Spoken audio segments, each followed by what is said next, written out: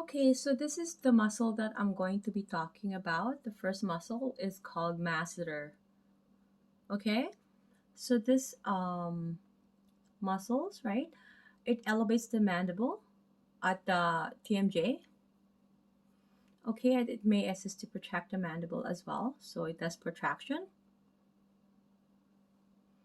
And the origin is at the zygomatic arch, which is here.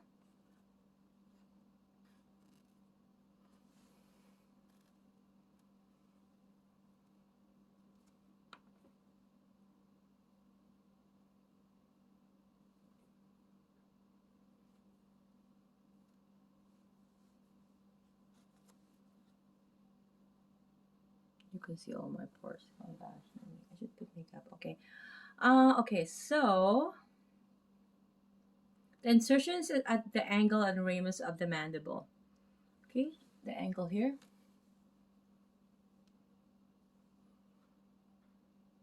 Okay, so this muscle here is a very strong muscle, right? It's a chewing muscle, right? So whatever you chew, whatever you food that you intake, this is your eating muscle. Well, you know because swallowing. I have to do another video about that. But it's really strong. You know how many times we chew a day? Gosh, it's a lot. So imagine that being hypertonic all the time. So that needs to be treated as well. Okay, so anybody who has tight master, if they want to be able to release that, see a physiotherapist or a massage therapist to get it um, released, right? They know how to properly do it. Okay, I have said that in the insertion, the nerve innervation is trigeminal nerve number 5, which is the mandibular division. Okay, so the next muscle will be the temporalis. Okay, this one, oh gosh, this is a I have lots of trigger point in my temporalis. It's so not so fun. Anyways, um, this one elevates the mandible at the TMJ. Oh yeah, see this one here, the TMJ, right? So it elevates the mandible. So it just help to elevate the mandible. Um, the origin is at temporal fossa of the here, temporal fossa, that hole here.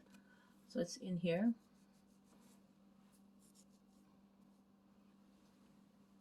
that area. Okay, and the insertion is the coronoid process and anterior edge of ramus of the mandible. Okay, and the nerve innervation is trigeminal nerve number 5, which is also the mandibular division. Okay, and then the next muscles will be the occipitofrontalis. So it's the occiput and frontalis. Okay, so together occipitofrontalis. So there's two areas there. So the frontalis, it raises the eyebrows, right? So and then it wrinkles the forehead. Okay, whereas the occipitalis, it anchor and retract the glia posteriorly. So this one here, it anchored this one here, right? Whereas here, when let's say you wanted to raise your eyebrows or you want to wrinkle your forehead, that's my occipitalis working, right? That is that. And when I do this, I really suggest that you guys do it to yourself so you guys will, because you're, keep in mind, reading the book alone is not going to help you do it.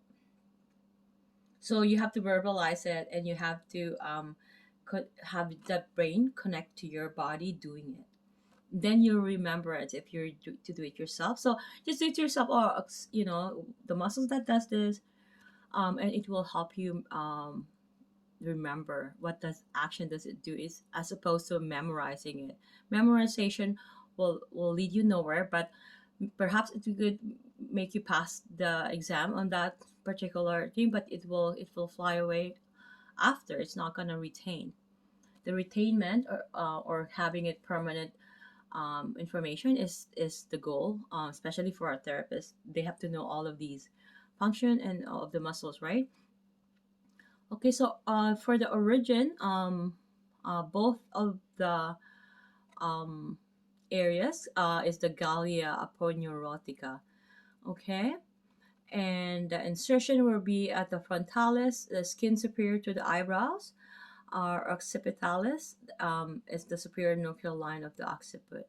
Okay, and nerve innervation is facial nerve number 7, and the next, and these are all superficial, and the next muscle will be the these two. I'm gonna, oops, sorry,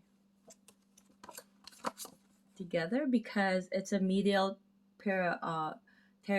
I always say the P word, but there's a P in front of it.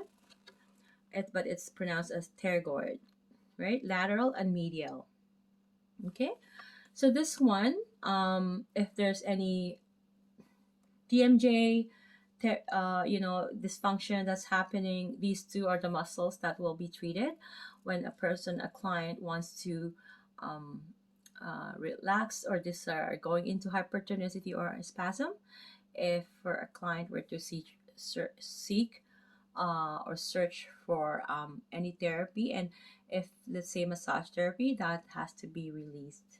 Okay, so for the medial pterygoid here, right? So unilaterally, it laterally deviates the mandible to the opposite side, and bilaterally, it elevates the mandible.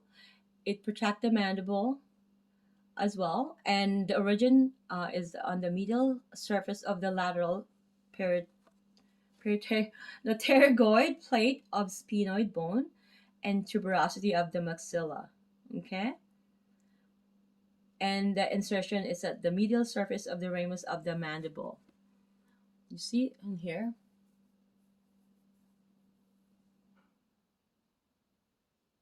you can see that. So that is the insertion. Okay. Nerve innervation is trigeminal nerve number 5. And last but not least, out of the facial muscle that I'm going to mention for today, is the lateral pterygoid. Okay, this one also has a lot of to do with the clicking and translation of the mandible, the TMJ, temporomandibular joint. Wow, that's a very long word, but TMJ. So what's happening is because of that lateral pterygoid muscle working. Okay, it's pulling the from the disc, right? And now I'm going to explain.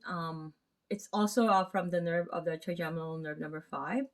So unilaterally, it has always been the major action will be laterally deviating the mandible to the opposite side, right? So and bilaterally, it protracts the mandible.